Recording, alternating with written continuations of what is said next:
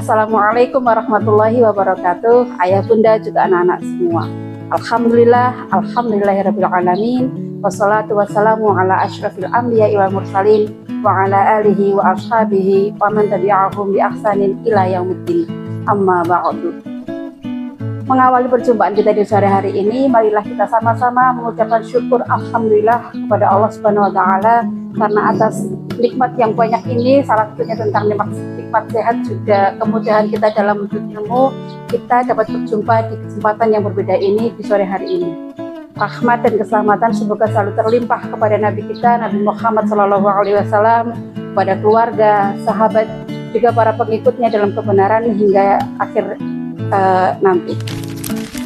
Nah, di kesempatan hari ini Bu Eni tidak akan mengajak kalian untuk setoran seperti waktu kita di kelas dipanggil satu-satu. Ayo Andra maju, Jani maju, setoran. Bu Eni tidak akan seperti itu. Kali ini Bu Eni akan menyampaikan sedikit nasihat dari ustadznya Bu Eni, dari gurunya Bu Eni. Ya, ustadznya Bu Eni, gurunya Bu Eni bilang seperti ini.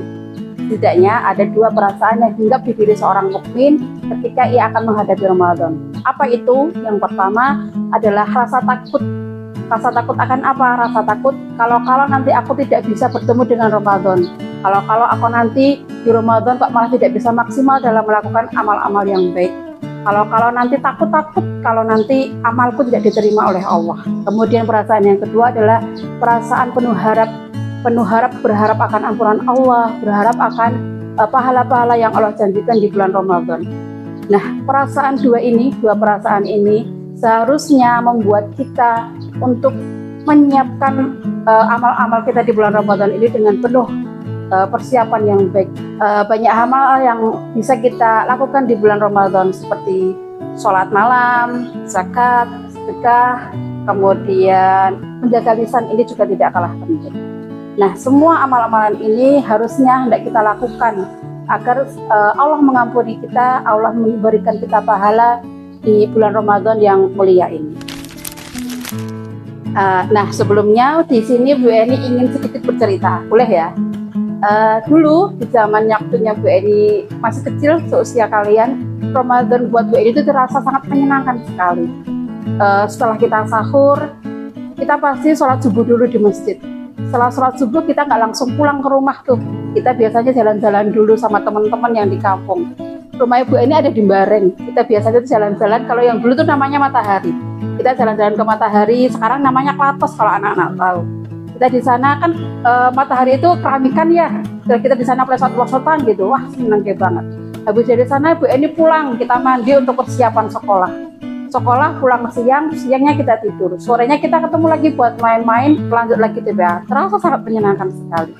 Nah, kali ini Bu Eni juga akan berbagi dari gurunya Bu Eni lagi tentang bagaimana sih cara biar Ramadan kita menyenangkan. Yang pertama, supaya Ramadan kita terasa menyenangkan adalah satu, cari tahu dulu apa-apa yang belum kita ketahui tentang Ramadan. Misalnya tentang fikih Ramadan, bagaimana baiknya kita berpuasa itu harusnya kita ngapain aja. Kemudian pembatalnya itu apa-apa aja. Kemudian sunnah-sunnah sebelum kita berbuka itu apa aja. Terus tentang keistimewaan di bulan Ramadan, kejadian-kejadian yang terjadi di bulan Ramadan seperti malam nuzul Quran, kemudian malam Lailatul Qadar. Kita harus mencari itu semua supaya kita punya ilmunya. Karena dalam satu hadis dikatakan yang artinya celakalah seseorang yang mendapati bulan Ramadan, kemudian Ramadan berlalu, namun dosa-dosanya belum diampuni. Kenapa belum diampuni? Karena ia tidak punya ilmu tentang Ramadan. Karena Ramadan hanya ia isi dengan puasa saja, yang ia dapat bukan ampunan, bukan pahala, namun hanya haus dan lapar saja. Kemudian yang kedua, bagaimana cara kita agar Ramadan ini menyenangkan adalah beristighfar dengan iman dan penuh pengharapan. Beristighfar dengan iman, bukan hanya mulut yang komat-kamit saja, tapi juga diikuti dengan iman bahwa Allah akan mengampuni kita. Kemudian yang ketiga, agar Ramadan kita terasa menyenangkan ialah, ini yang paling penting dan paling sering kita lupakan, ialah menghilangkan kebencian terhadap siapapun. Dalam satu hadis dikatakan, yang kurang lebih artinya seperti ini. Pada malam nisfu Sya'ban, Allah turun untuk mengampuni semua makhluknya, kecuali dua. Siapa dua itu? Satu, yaitu orang yang ada syirik di dalam dadanya. Kemudian yang kedua ialah orang yang menyimpan rasa dendam terhadap sesamanya. Di sini kita lihat bersama-sama bagaimana perkara membenci, menyimpan dendam terhadap sesama ini menjadi sebab Allah tidak mengampuni kita, menjadi penghalang bagaimana Allah tidak mengampuni kita dan tidak memberikan pahala di bulan Ramadan untuk kita. Padahal seluruhnya di bulan Ramadan, pagi, siang, dan malamnya adalah ampunan. Ini yang menjadikan Ramadan ini menjadi salah satu bulan yang amat sangat mulia. Selain semuanya adalah ampunan, kenapa Ramadan ini terasa sangat mulia? Karena kita lihat sama-sama, Allah bisa saja membuat seseorang terpaksa untuk berpuasa. Maksudnya terpaksa itu seperti apa? Misalnya Allah turunkan taklif pada suatu kaum, maka secara terpaksa mau tidak mau satu kaum itu harus berpuasa dulu karena tidak ada apa-apa untuk dimakan. Tapi beda dengan Ramadan kali ini. Kita lihat bagaimana banyak muslim di hampir seluruh dunia, mereka dengan kesadaran mereka sendiri, dengan kerelaan hati mereka sendiri, mereka melakukan berpuasa. Untuk apa? Untuk mendapatkan ampunan dan pahala yang Allah janjikan.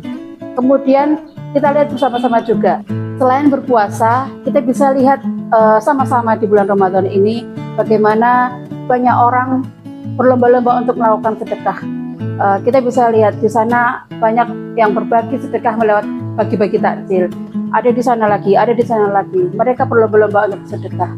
Allah memberikan keberkahan rezeki bukan hanya dari harta kita, namun Allah memberikan keberkahan rezeki dari segala pintu, dari zikir-zikir kita, dari doa-doa kita, dari amal-amal baik kita yang kita lakukan di bulan Ramadan ini.